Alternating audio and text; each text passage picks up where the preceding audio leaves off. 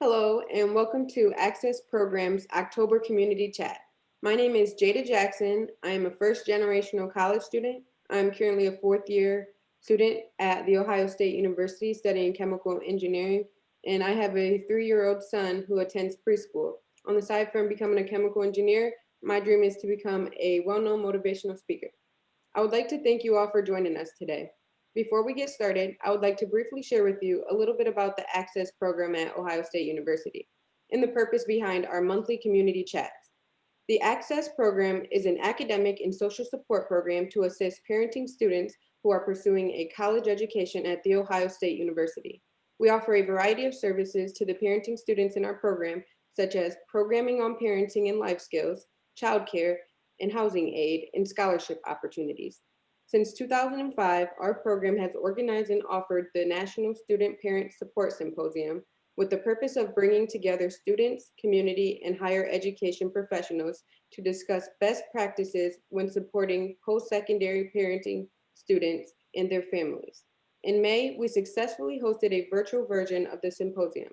So, in an effort to continue the conversations that began at the virtual student parent support symposium last month, we decided to hold monthly Zoom meetings focused on topics and discussions relevant to parenting, student support, and success. It is our hope that these monthly community chats will evoke impactful and thought provoking discussions and conversations. Today, you will hear a presentation from our awesome guests. After that, we will engage in a discussion based question and answer session with our presenter and all of you. With that being said, I would like to introduce our presenters. Today, we have with us Porsche Polk and Lindsay Ricelyn Cruz. Porsche Polk serves as the Director of Learning and Advocacy, where she leads our policy agenda in our Technical Assistant Program. Porsche comes to Generation Hope with extensive experience working with and on behalf of student parents and with a racial and gender equity lens in education and advocacy for first generation and minority students. Before Generation Hope, Portia served as a program associate for the Post-Secondary Success for Parents initiative at Ascend at the Aspen Institute. In that role, she focused on the challenges and opportunities for students who are parents on their journey towards post-secondary completion. Lindsay Ricelyn Cruz is a study director at the Institute for Women's Policy Research, IWPR. Lindsay leads IWPR's Student Parent Success Initiative, which raises awareness of and shares strategies to support the post-secondary success of college students who are parents. Her work includes leading a project to explore strategies for expanding reproductive health care access for community college students, as well as contributing to IWPR's research on workforce development, work family supports, and global women issues. Lindsay's recent publications include Understanding the Student Parent Experience, the Need for Improved Data Collection on Parent Status in Higher Education, and Head Start College Partnership to Promote Student Parent Family Success, a roadmap for collaboration. An expert on access to post-secondary education for parents, Lindsay has been quoted in several outlets, including the Washington Post, the New York Times, NPR, and The Atlantic. It is my pleasure to present Portia and Lindsay. Thank you.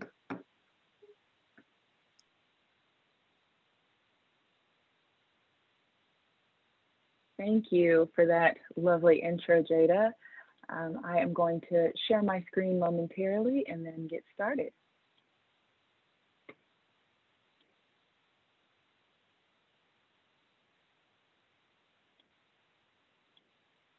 All right, so hopefully everyone is able to see everything. Good afternoon. My name is Portia, as Jada said, and I serve as the Director of Learning and Advocacy at Generation Hope. Today, I will be speaking on short-term solutions that can be immediately applied to support student parents during COVID, but also scaled to continue to support this population beyond the pandemic. But before I begin, I want to say thank you to Jada, Jillian, Tracy, and Jessica for providing this virtual platform for us to continue to meet and learn and creating some semblance of normalcy for everyone. So Generation Hope is a nonprofit organization located in the DMV area committed to providing holistic supports for teen parents completing a post-secondary degree or credential and their children. Based on the experience of our fearless leader, Nicole Lynn Lewis, and the expertise of our scholars, we have created an evidence-based program that serves over 100 scholars per year through our Scholar Program and 30 children under the age of 3 through our Next Generation Academy. Through our 10+ years of service, we have learned that the provision of a college degree for teen parents and quality early childhood support for their children lead to educational success, economic mobility, and ultimately thriving families. By employing this two-generation model of support, we are creating a multi-generational impact and a brighter future for whole families. So we are all in the middle of COVID-19, obviously, and it is having grave impacts on institutions' bottom line, and students who have historically not been prioritized are being the most impacted. So COVID-19 is not impacting everyone equally. But the challenges that student parents in particular are facing during this time are not new. The pandemic has exacerbated issues and challenges that this population has always experienced. COVID-19 is really just bringing these issues to light. Based on our work with scholars, we're seeing some of the following impacts on student parents' day-to-day life, and I want to highlight a couple. So the synchronous classes are a huge issue. Just like we all experience Zoom fatigue from attending all of these meetings via Zoom, imagine receiving your classes online and then assisting your child through their online classes. Not only is your time shredded, but that fatigue is doubled and tripled if that parent is also working online as well. Managing coursework and homeschooling children, as I mentioned, also the digital divide. We see that there is a huge lack of resources for many of our student parents. K-12 and childcare are still closed, so figuring out that process while also working from home is quite difficult. And then unemployment and financial crises, needs of family members, domestic violence, mental health challenges, and really the list goes on. And let's not forget that many student parents are the essential workers that we celebrate and uplift with deals at restaurants and discounts for services, right? But we're not thinking about how they're paying for childcare, their home life, or how they are paying for groceries. So in response to COVID, we have enforced some of the following measures to provide more sustainability and additional resources for our scholars. One of the biggest things has been maintaining consistency through everything that we do. So through our case management and through our programming, but also by providing, creating a virtual community that we did a really good job of fostering in person. One of the things that I want to highlight with the case management piece is that we provide mental health supports and services for our scholars and their children. And that has been really important in learning how to create that environment, and continuing to provide those services virtually has made a huge difference. Not only for us and listening to our scholars say that this is something that they value, but we also know from a recent survey that the American Council on Education did that organizations, or excuse me, higher ed administrators and higher ed institutions, I should say, are really thinking about how to support the mental health of their students, and that's really a top priority for all of them. But beyond our students, we are also amplifying this need, right? Again, this has always been an issue. The challenges that our student parents are facing are not new issues. They're just being brought to light. And because they're being brought to light now, up against this backdrop of COVID, we are using that opportunity to continue to amplify the needs of student parents. We're doing that through partnerships with institutions in the DMV area. We are also providing trainings and guidance, but we're also trying to build virtual communities through programming like our Facebook Live Story Hours and others. I also want to draw attention to the emergency grants that we are providing our students. That has always been a practice of ours, but we have bolstered it given our current circumstances. So we've offered 2 rounds of no strings attached emergency grants. Scholars just have to fill out a form and request what type of gift card they want. So for the first round, we provided $250 in emergency funding to individual scholars, and then in the second round, $175. So that emergency grant piece is hugely important because scholars, parents know what they need. It's not our job to tell them how to use the money and to withhold it from them. They really just need access to those resources. So as I mentioned earlier, we have tailored a lot of our supports to meet those extreme needs that are highlighted by COVID, and we have seen enormous success in bringing our scholars through their spring semester. They're continuing to earn higher GPAs, GPAs above 2.5, and our scholars are still earning their degrees. So these supports are working. The scholars, our student parents, have that power and still have the motivation to complete. It's just a few additional resources that are needed. So towards the end of the summer, we noticed a lot of higher ed institutions at a standstill, really, about how to support their students, in particular, their student parents. Although 1 in 5 college students is parenting nationwide, student parents still remain a largely invisible population. And the vast majority of institutions don't track parenting status, so they are not sure how many student parents they have at any given time or how to ensure their success.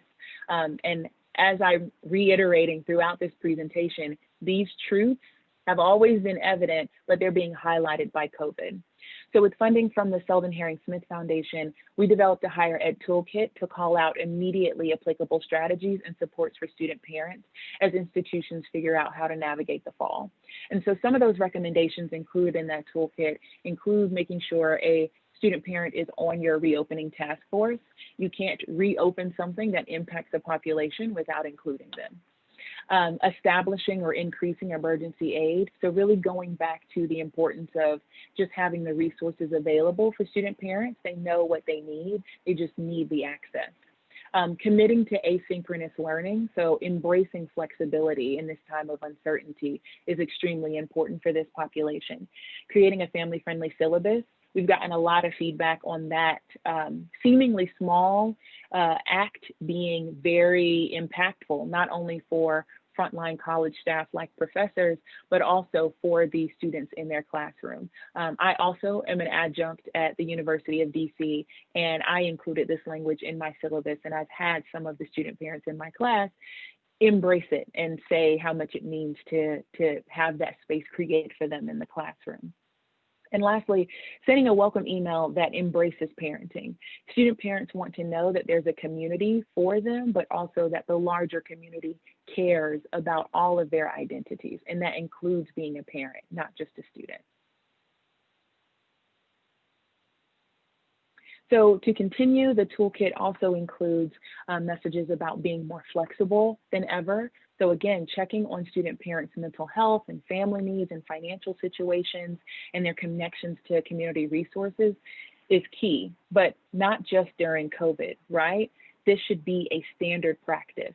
Frontline college staff and academic advisors, student affairs personnel should be asking, how has the virus impacted your childcare? Do you have a safe place to live? Do you have the technology and resources that you need to be successful in your classes from home, right? These questions should be asked not only to student parents, but to all students because it builds community for student parents and it allows them to find trust in the people that they work with on a regular basis. We're also suggesting that virtual supports be offered for the children of these parents, because just like we get fatigued, just like parents get fatigued, imagine being a child asked to learn from a computer for hours on end, right? So those things are necessary for children as well. And then the biggest piece, I would say, is creating as much certainty as possible for student parents. Right now, it's about creating not just sustainability, but stability in a place, in a space where there isn't a lot of it right now. So this toolkit was informed by our previous National Student Parent Survey and report, which came out earlier this year. And it really frames the experiences of many student parents and the challenges that they face when they are on college campuses. The survey illuminated a series of gaps for student parents, including gaps in the school policies and culture, issues with physical spaces on campus and student services, and all of these issues are amplified as a result of COVID. And here are just some of the findings that came up in our survey. 40% of students feel isolated as a parent on campus. So going back to that recommendation about creating a virtual community is a really important thing to do now. More than 60% have missed at least one day of class due to lack of childcare. So imagine having inconsistent childcare for months on end and how that impacts a student's ability to just be present in the classroom. And that makes being flexible that much more important. 20% felt unwelcome on campus. 1 in 3 did not see family-friendly characteristics. 75% were unaware that their financial aid could be increased to account for childcare costs. So that's really important too, right? Providing resources for students is just one piece. Making sure that student parents know that those resources exist really brings it home. So in addition to those recommendations that were made in the higher ed toolkit, we are making ongoing recommendations for higher ed institutions. Collecting and tracking parenting status, applying a parenting student lens to your campus, designating a staff position to champion the needs of parenting students, identifying ways to better include parenting students in campus life. And some of these are duplicative, but that is because these are the supports that we have needed before, that we need now, and that we will need in the future. And those supports that were mentioned in the toolkit and these ongoing recommendations need to be scaled and made a part of our higher ed system's daily operation in order to really support all of its students, but especially student parents. So thank you all for your time and for learning about the toolkit and the survey. There should be a link in the chat to both if you would like to take a look. But if you have any questions or feedback, please feel free to email me. My email address is in the upper left-hand corner. I can also add it to the chat, and make sure you are following us on social media so that way you can participate in some of those Generation Hope story times. Thank you. All right, I think that's my cue. Let me just go ahead and share screen. All right. Is everybody viewing? Hopefully it's okay. Great. Well, hi everyone. My name is Lindsay Cruz. I know many of you, but not all.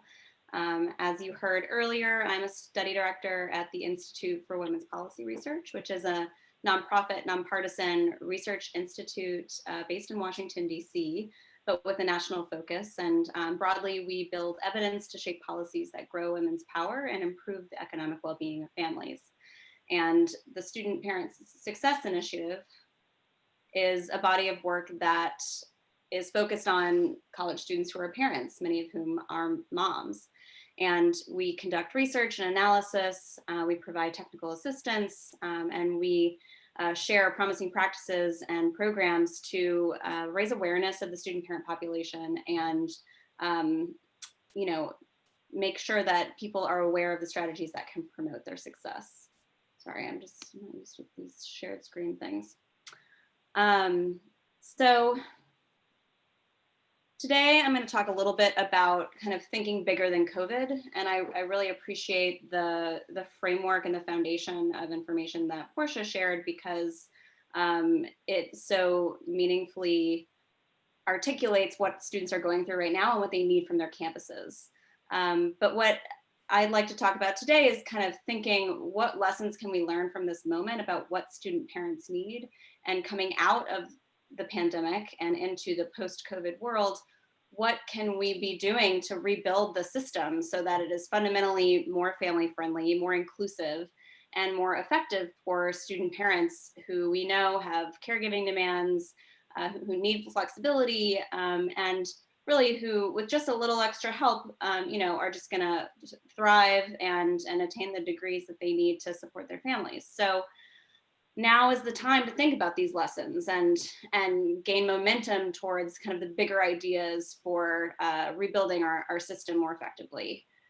So for a couple of years now, the Institute for Women's Policy Research has been thinking about how to bridge silos between different systems within education in particular. And you can see the graphic that kind of describes what we see the benefits are of bridging some of those gaps.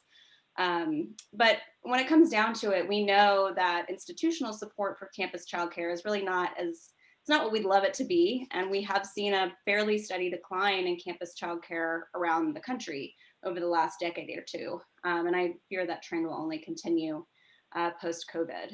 And we also know that childcare is notoriously complex and it's expensive to provide.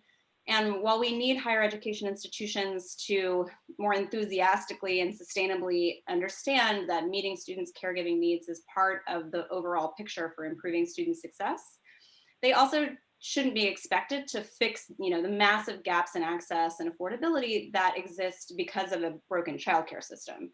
So we feel that bringing systems together can give the ability to leverage existing services and capacity, funding sources, expertise around early learning and family support, and also a mission alignment to provide families, student parent families, with the supports that they need to succeed, that they and their children need to succeed. So instead of maintaining silos, we should be asking how we can be merging forces to really lift up family well-being and close pervasive equity gaps. So as you can see, we feel there are a lot of benefits to this, and I'm going to share a few of them right now. But what we know is that student parents benefit when there are access to holistic, individualized support that meets them where they are. And when their kids can gain access to high quality early learning opportunities, as well as social and emotional supports, which we know Head Start provides. And I should say, bridging systems can apply to a number of systems, but for the purposes of this work and our work recently, we have been focusing particularly on the Head Start system. So when student parents get those supports, institutions receive the benefit of the fact that parents are actually persisting and completing more reliably because they do have those access to resources. They have the individualized case management support that really allows them to persist. And Head Start, makes progress towards its mission of improving family self-sufficiency, while also gaining access to a new population of eligible families and in-kind resources. So let's see, oops. And we know that families stand to benefit on both sides of the equation. So over 2/3 of Head Start parents have a high school education or less. And so there's obviously room for improvement there. And we know that 17% have actually expressed interest in opportunities to attain education. But only a small share of those parents in 2018, at least, were actually enrolled in education and training. And we know that if they were to attain higher levels of education, that would only lead to higher earnings potential over their lifetime, improved economic security and mobility, and all the benefits that come with holding post-secondary degrees and certificates. And we're not the only ones thinking about this. The Office of Head Start in the Department of Human Services, as well as official Head Start technical assistance providers, have been talking about how intentional partnerships between Head Start and colleges can really help parents earn credentials and make progress towards their self-sufficiency goals. And of course, we know student parents are very likely to benefit and frankly likely to be eligible. You can see here in this slide that 2 in 5 student parents are living in poverty, as well as over half of Black student parents. So there is opportunity here to get services to folks who need them and to really meet a lot of different goals together. We also know that from research from the Hope Center that student parents are actually more likely to be housing insecure, as well as homeless, and homelessness is one of the factors that can make you eligible for Head Start. So it's just, to underscore the point that there is a population of folks who could be benefiting from Head Start services who are eligible for them and could, really thrive with access to those services. So in 2019, we released a report detailing an extensive study that we conducted around Head Start college partnerships. And I'm sure some of you have seen me present on this before, but we conducted over 40 interviews with early learning experts and partnership program leaders. We visited a number of partnership sites, and we found that there are about 60 or so partnerships between Head Start and colleges that are serving student parents around the country. And we also learned a lot about different partnership models, which I'll share in a second, as well as the range of benefits and challenges that come from these formal collaborations, or sometimes informal. And really what we found is that while it may not be right for every community, when the right conditions are in place and people have the will to make it work, it can really be an effective way to meet student parents where they are and facilitate their ability to persist to completion. So now we have a new publication that intends to take the research we conducted in our 2019 study and make it much more actionable. So we're calling it our roadmap, and it provides guidance designed for college leaders, staff, and childcare directors to explore possible collaborations with local Head Start programs. The roadmap is informed by the research I just spoke about, and it also was designed with some input from external reviewers who are Head Start partnership leaders or Head Start experts. And broadly, we look at data that can help set these partnerships up, ways to connect with peer institutions who have programs where they're partnering themselves with Head Start, basic information about Head Start for folks in the college sector who, may not be familiar with Head Start because they work in higher ed, as well as program models, factors for success. And what I like about it is it provides a lot of question starters. So you may not know what to ask. It may feel like a black box, and what we wanted was to make it really usable and something that can just get these conversations going. So I'm going to share a little bit of the content with you now. So just to give you an idea of what this can look like in practice, we know that there are kind of two main buckets of partnerships. And on the one hand, we've got kind of the direct services that are provided to student parents. And on the other, in the other bucket, it's lighter touch services that involve some kind of collaboration between the two entities. And these are laid out in detail in the roadmap. But when we're talking about direct services, they can either be on campus or they can be off. The on-campus models tend to either be in partnership with the campus childcare center, or it may be totally separate. So maybe the Head Start program is renting a classroom or two from the childcare center, or maybe there isn't a childcare center, it's just a standalone Head Start model. But I would say the majority are integrated services. So childcare and Head Start services are being provided kind of holistically to all families, even if not all families are receiving Head Start slots. So when thinking about partnering, there are kind of some main considerations that we encourage people to think about. And again, this is coming out of themes that we heard from all of our interviewing that we did with partnership staff and leaders. And really what you have to start with is understanding your student parents' care needs. And this is true whether or not you're an employer designing a child care benefit for your employees. You still have to know, what do student parents need? What do they want? And what will they use? So do they want on-campus services, or would partnering with a local Head Start that's nearer to their home make more sense for them? Do they need full day care, or can they make a part day class work? Because Head Start doesn't always provide full day care. So there are a lot of factors that come into this, and in understanding your students' care needs, you can also be counting them and understanding the share of your student population who are parents and the share of those parents who may be eligible. And understanding what your Head Start partner or potential partner might need is also important, because they, understanding how to make the case to speak their language and to kind of find where those areas of mutual benefit lie is important for the partnership's success. So there are Head Start programs which are, they've got open slots because of universal pre-K in certain places. They're having, a shortage of families come in, and they do need families to serve. And student parent families are a great example of folks who could take advantage of those services. So that may be one way in.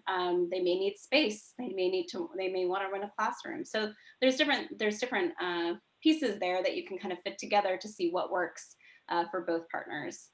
And then finally, thinking about what the campus can contribute and what will it has to do so. We all know that campuses are huge bureaucracies. There's a lot of internal politics. People have different priorities, and they're also pulled in a lot of directions, and there aren't a lot of people and resources to go around all the time. So when you're setting these partnerships up and you're exploring these opportunities, you really have to want it. You know, it's not merging these two systems, which are pretty large and bureaucratic. You know, it can be a challenge, and so getting that buy-in and making sure everybody is on the same page is a big factor for pursuing the work that it takes to put into these partnerships. And then finally, talking about key factors for success, we want to make sure, and this is something we heard across the board from folks from partnerships around the country, consistent communication and intentional relationship building across those systems is really, really important, and just building trust so that when you do hit a snag, the trust is there to kind of bring you to the other end. You know, continually working to build awareness of the partnership on campus so that faculty, staff, even other students are constantly sharing information about it and spreading the word, but also building buy-in and acknowledging outwardly that there is mission alignment and that there are areas of mutual benefit, particularly when there may be challenges faced. And then finally, you know, ensuring these partnerships are meeting parents where they are. You know, everything that Porsche shared, I think was really telling that, you know, folks are going through a lot right now, and they need flexibility, and they need a bit of grace. And to the extent these programs are flexible with them and enable that, I think the more successful they are. So with that, I just want to say we really want your feedback. This is a first version of the roadmap, and what we're going to do with support from the Kresge Foundation. So the Selden Herring Smith Foundation funded the first draft, which I've presented, and with support from Kresge, we're going to be revamping it and revising it as we collect external feedback from folks like yourselves to make sure that you know, it's as usable and as useful as it can be for our key audience. So you should have links in the chat, both to the roadmap, which I really hope you take a look at, as well as to a survey that we are fielding to collect input from folks on what you think. And if you don't want to do the survey, please just email me. I'd love to hear from all of you. You know, we could set up a time to chat, or you can just share what you think over email. I really welcome your expertise and your input. So with that, I will stop sharing my screen and turn it over, I guess, to Jillian. Yay. Thank you, Lindsay, and thank you, Portia. Really welcome back. You guys are often with us. I'm so happy to have you both back with us today. So let's dive right into questions, because we already have a question kind of piggybacking on your presentation on this Head Start idea, Lindsay. And Teresa Anderson's asking, what are the challenges around student parenting accessing and leveraging Head Start? Are there enough slots? And does the timing and availability meet their scheduling needs? It's a really big question there. Yeah, I mean, I think I don't have an exact answer other than to say it's really going to be both place and parent specific. For some families, it works really well. And, you know, what I tend to find when you're talking to practitioners about what student parents need from childcare is that some say, well, they only need full day care. That's the only thing they need. When they don't get it, that's not enough. And then others say they only need part-time care. They can't do it when it's full day. It doesn't help them. They only need part-time. And then others say only drop in forever. They don't want any of the rest of it. So everybody needs something different. I mean, I think that's the message, and frankly, student parents are so incredibly busy, regardless of, you know, they're going to make it work to the extent they can with a patchwork of options. So that said, you know, I think there are slots, and, you know, I just think it really is, it's context specific, and to set up a successful partnership, you're going to want to have these conversations with the Head Start partners. You know, are there slots available? Do you find that you're having trouble with enrollment and you need more families? Or do you have a waiting list? If you have a waiting list and there's no slots ever, maybe it's not going to be a good fit. So I think these are the types of questions that you want to learn about your local area, because I really do think it will differ depending on where you are. And the one thing I'll say is that there's kind of somewhat of a pattern where communities that have a really robust system of Head Start and early Head Starts seem to be potentially a better suited for these partnerships with colleges, because there are a slew of other options for families who aren't connected to the college. So you really are able to kind of meet both populations' needs. But that said, again, I think it's really context specific. And I agree. I think it can be context specific and also COVID specific, because I know for me personally, my son goes to a college, one of the campus child cares, and traditionally up until the pandemic, they had evening care as long as you signed up for it. And that made it really accessible to have my evening classes. However, due to the pandemic, they're open, but they are no longer offering that evening care, which for someone who, at least for me as an education, a lot of education classes are offered in the evening. So essentially the childcare that is provided, that's the time when I do my work as a GA, or if I had a part-time job, it'd be that time and study time. It's not really class time per se. So Teresa Anderson, or Teresa Bill, is also asking, is there an openness to Head Start to change at the national level? So this is more top of the head here. And Porsche, I don't know if you have input on this too. Yeah, I think recognizing both the challenge of broad policy change these days, that's not what we're advocating for. Whether or not there are ways, we will be releasing over the next maybe 5 or 6 months a piece that looks at policy levers to encourage more partnerships between Head Start and college institutions. But what we heard from the interviews we conducted for that work is that legislative change, waiting for the Head Start legislation to be reauthorized, I mean, it's not likely right now. And for example, the regulations for the legislation were revised in 2016. So from that perspective, I would say that's not what we're looking for. But there are opportunities at the state level. There's opportunities from the association level that exist in many states. And also from the Office of a Head Start to provide guidance, encouragement, technical assistance access, to facilitate these conversations and also direct conversations from the top. This is worth thinking about. This is worth being creative and innovative to create collaborations that meet families' needs. So in that sense, I think there could be space for federal guidance, but in terms of legislative change, I don't think we're in a place where that's very likely at the moment.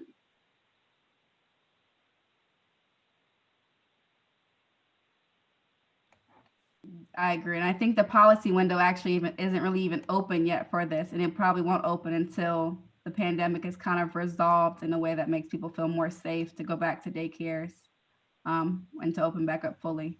Yeah, I mean, I'm really hoping that we're in this moment of crisis and kind of chaos and everybody's rethinking how they do things. But it does give us that opportunity to come out the other end with a lot of new innovative strategies for meeting students where they are and creating a system that's just more effective for serving its students. So that's where I see the Head Start partnership model coming in. I agree. So let's move on to another question. With state budgets under duress due to COVID, how can state governments support community college students in this time?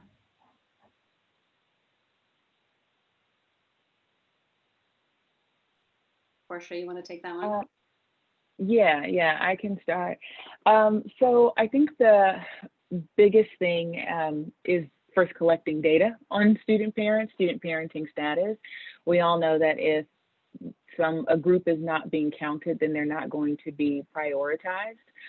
So knowing how many students are actually there drives the point home that these resources are necessary for an institution's bottom line, for sure. And I think when we think about the state budget, or when we think about community colleges budgets, every student really matters right now. Like they've always mattered, but when we think about enrollment numbers, which are dropping significantly for community colleges, then we know that every student is going to be critical to that institution getting the funding that they need in order to thrive. So providing those resources is really important now. But I think thinking again about state level prioritization, creating mandates for colleges that support student parents. So, for example, there is a bill being introduced in the Senate in Oregon, and it's Senate Bill 794 that would require colleges and universities to ask about parenting status at enrollment. So things like that, setting student parents as a priority at the state level makes it a priority, obviously, for institutions and helps garner that support. I also think that, like Lindsay said, investing in those partnerships that provide supportive services is going to be especially important. But also thinking about federal programs that offer cash benefits for childcare and where there is flexibility there, right? There are some states that allow going to school full time to count for the work requirement for childcare subsidies. What does it look like to expand that to other states? We know that that's hugely beneficial. So what are the levers that we can pull in order to get those policies changing and moving in other states?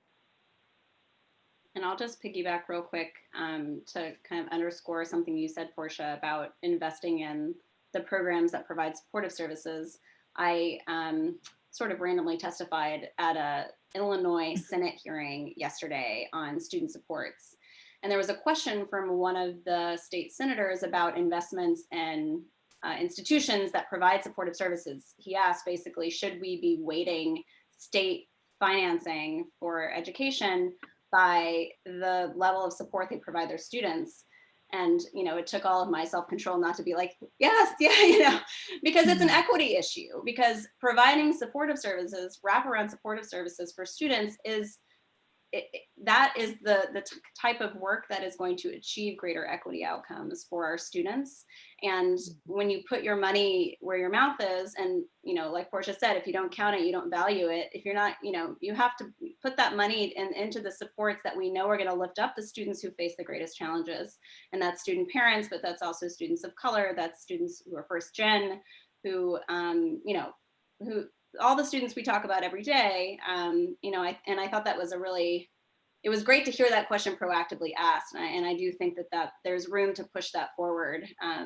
Is there incentive-based funding that we can think about for institutions at the state level that really push them? Those 4 years who are like, well, our students don't need childcare.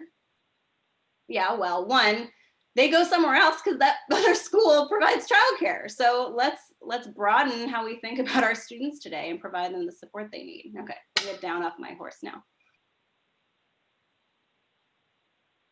I appreciate your horse, because I think a lot of us sit there, especially the people here in this chat today. We all get in that horse and trying to navigate that space, especially if you're sitting with your executive council at your college, trying to advocate for your students or advocate for this population without getting too emotional about it to where they don't listen, because you guys are touching the students who are experiencing it. So it becomes really heartfelt to watch students really try and struggle to accomplish these things that they should be just better supported if they're a student in that institution. I want to go a little bit beyond COVID in this moment and ask you both, what services or supports might programs want to use or begin to implement to encourage students to come back to college? Because it'd be wrong to assume that there are some parenting students who did not come back this semester and may not come back next semester due to these pandemic difficulties. So what programs, what supports, what things can they go ahead and start doing or think about that might bring them back into the college space?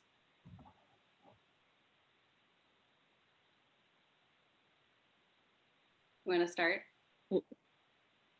Yes, so there's one thing that really jumps out for me, and it is the financial aid piece. So considering it's a double-edged sword, or maybe it's a two-pronged opportunity. So part of it is institutions are not getting as much money from enrollment, right? But there is money that's there that's available to provide financial aid that isn't being used at the same time as enrollment numbers are reduced. So creating, I guess, creative ways to provide more financial aid, new scholarships to different students, bolstering, again, the scholarships for student parents in particular is going to be really attractive to students next year and however long that we are in the pandemic, because financial aid is a huge barrier, or lack thereof, for many students. So that's the thing that's popping up for me immediately. Yeah, I mean, I think that's huge. And I guess I have two thoughts to that. One is, to the extent college staff, see campus leaders, childcare directors, frankly, I think see campus leaders and childcare directors do this anyway, but folks just need to continue contacting their students, staying engaged with them, even if they aren't enrolled, checking on them, asking them how they're doing, so that they know when they go back, they're gonna have that person's gonna have their back. They know that they're gonna have someone on campus who's thinking about their well-being, understanding a little bit about what they're going through, and that, maybe it's not possible now, but they'll be there for you when you get back, and that's okay too. So that's kind of the social emotional piece of it. I mean, I think financial aid, to Portia's point, is huge, since we know the economic devastation of the current moment is just kind of beyond the pale for many student parents, and particularly student parents of color. One thing that came to mind for me, and this is from research that my colleague Susana Contreras-Mendez and myself have conducted over the summer, is just how hard it is to go back sometimes when you've got a small fee owed to the institution and they won't let you, get your transcript or enroll or transfer because you owe $100 or however much it is. So from the institution's perspective, there's an incentive to increase enrollment and to make that re-enrollment process smooth, right? So let's forgive those small debts. Let's remove any of the small bureaucratic financial barriers to re-enrolling, just to make it that much easier, and to trust students, to your point, Jillian, trust students that they're going to come back and work their butts off because it matters to them, because they're not doing this for fun. It's, we always say this, they're there making these sacrifices because they're trying to build a better life. They're trying to build a career. And so removing some of those barriers is going to be more important coming out of COVID than ever before, although it's always important and we should always do this. This is one of those lessons for all times things, I think. So I'll say that. Yeah, and I agree with you both. And I think I want to add just a little bit of context to this that some universities might be pushing towards due to COVID-19. So as a GA student, I receive a GA stipend per the graduate school stipulations, right? And it's nice because it's more money than I've ever, had through my undergraduate career. Any work study doesn't amount to the same amount of money. So it's nice to be able to cover some bills and to feel a little more financially stable than I did before. However, a trend that I'm noticing is that specifically at the grad student level, they're increasing stipends. Our institution is considering a $4,000 increase, which sounds really good for a grad student. However, for someone with a kid who receives government assistance to eat, to live, and to survive, that puts us over that good old poverty line. And we're even trying to navigate and understand how to advocate that towards them, because it sounds great to, make sure you're compensating these grad students for the work that they do. However, it puts a bigger burden on a student like myself, because I might experience maybe a $400 increase a month. But if I reduce all my services, I might experience a $800 increase in bills every month. So I think the financial piece is going to be the biggest piece to get students to come back, because there are so many changes that are happening. And one other thing to add is when they do implement different types of parenting student specific funding, I'm noticing that if they have to do a scholarship program, it has to be an application, and it has to be like some type of merit, or like some type of which parenting student is doing the most. And I think that can become a really vicious way to say, you're not the student parent who really needs the help here, or like, you're good, you're a student parent, but you didn't check enough boxes to receive the funding. Which like Portia said, could be a double-edged sword in that sense of what's happening. Yeah, the Go era ahead. of merit-based aid needs to fade out to a certain extent. Need-based aid is the tool for equity. Merit can come from a lot of different places, and it's often, because you have the privilege to spend more time on your studies and not on other things. So I think that's a really important point you made. Agree. So let's hop to one more question. I think we have time for just one more. So technology is a major barrier to success for these virtual classes. We know that at least 10% of the college students don't have laptops, and up to 25% don't have internet access. And I'm sure the percentage is more if you consider good internet access. Because today's just a great day for my Wi-Fi, because some days it's not that great. How have you seen students and organizations navigate these challenges, and what can institutions do to help?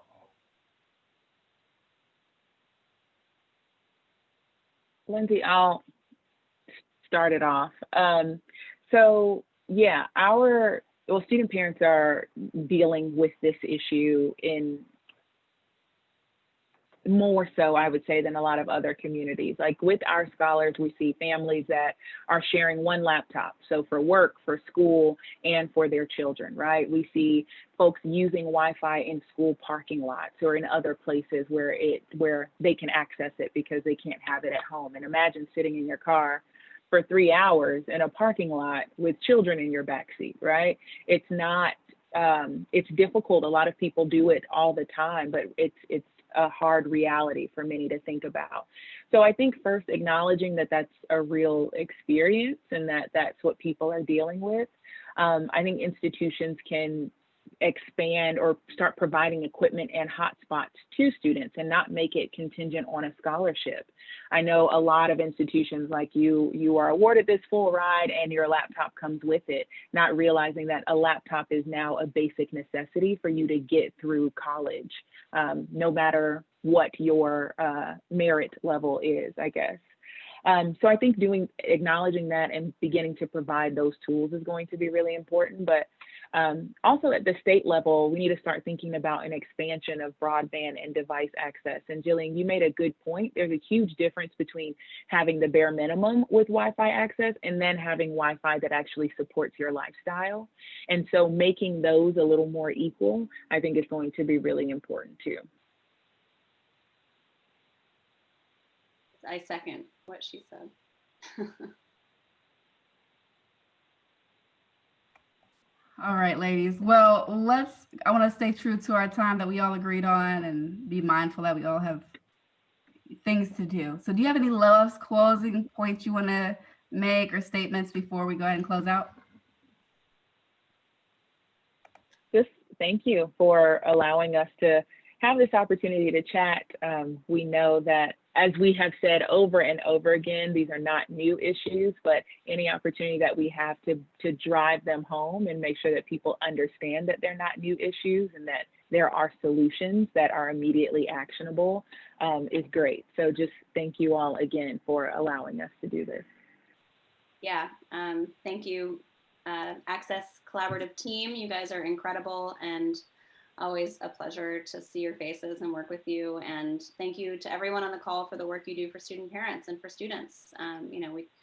They're lucky to have you. So, and get in touch, read our roadmap and give us feedback.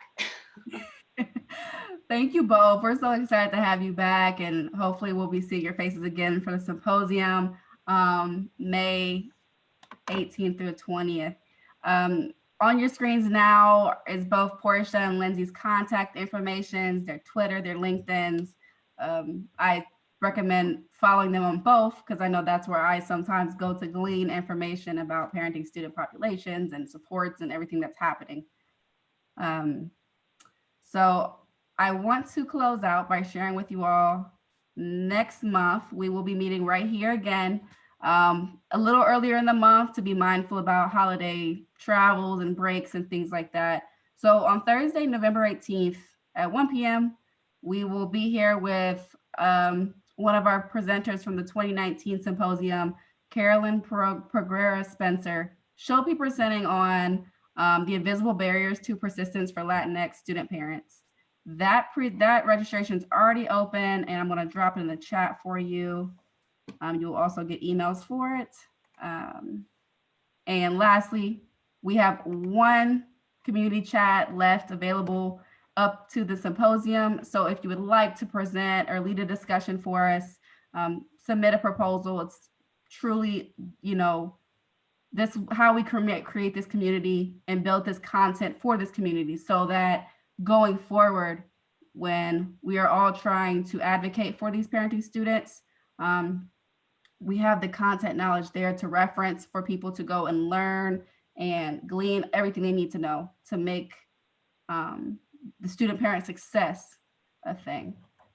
With that, we will call this session to an end. Thank you again for joining us, and we'll see you in November.